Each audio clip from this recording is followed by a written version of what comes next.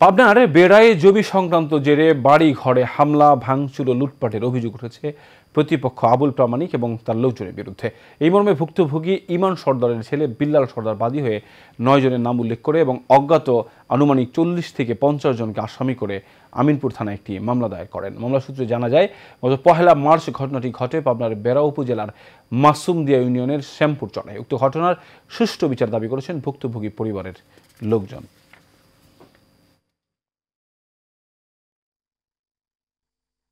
আমার স্বামীর কি লিতেছে, আমার স্বামীর ঠেয়াবের যায়, আমার স্বামীর সাইডে আমার কি লিছে, আবার আমার বেটার কি লিছে, একটি নাই গিয়ে খালি পাটির সালবাল অস্ত্রপাতি ছিল, সাপল বন্দুক সব ছিল, সুরা মুরা দিয়ে বোঝাই মেলা নিয়ে আইছিল। কোর্টেতে রায় করে দিয়েছে অর্ধবর্তী রায় করে দিয়েছে।